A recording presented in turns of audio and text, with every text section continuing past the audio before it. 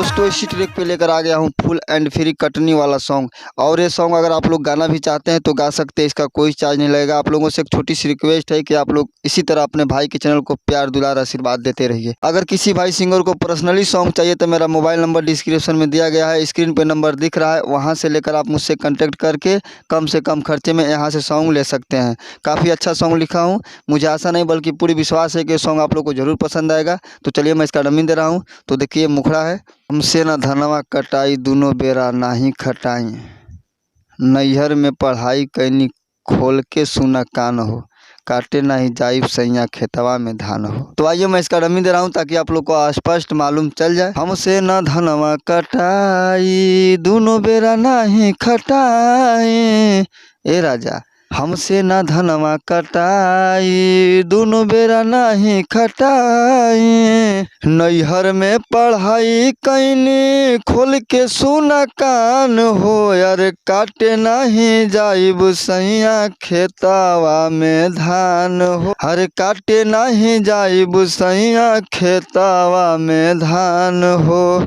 दोस्तों ये मुखड़ा था, और मुखड़ा कैसा लगा आप लोग को कमेंट करके ज़रूर बताएं। और चलते हैं अंतरे की तरफ। तो देखिए अंतरा है। मनवा जे नाही करब धान के कटनिया, चाटे नाही देहब पिया लव के चटनिया, ये पिया हऊ वाला खेला त सपनवा होई हो, सही कहतानी तोहरे करनवा होई हो, माटी में मिलैबा का तू सब अरमान हो, काटे नहीं जाइब सैया खेतवा में धान हो।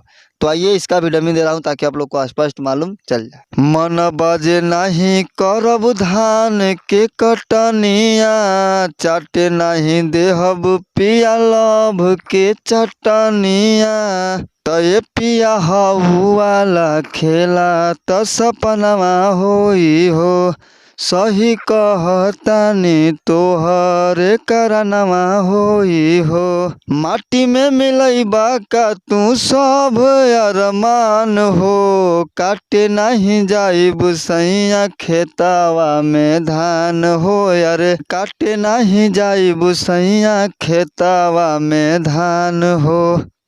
दोस्तों ये फर्स्ट अंतरा था। अगर अंतरा आप लोग को अच्छा लगे तो वीडियो को लाइक जरूर करें। और चलते हैं नेक्स्ट अंतरा की तरफ। तो देखिए सेकेंड अंतरा है।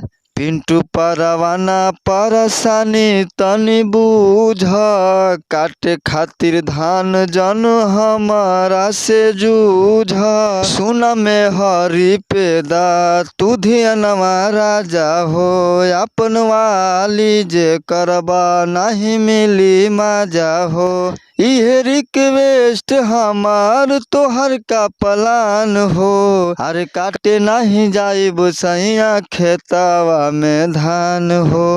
दोस्तों अगर हमारा वीडियो आप लोग को अच्छा लगे तो वीडियो को लाइक जरूर करें और कमेंट बॉक्स में अपना कमेंट राय देना ना भूलें। मिलते हैं नेक्स्ट वीडियो में, तब तक के लिए धन्यवाद।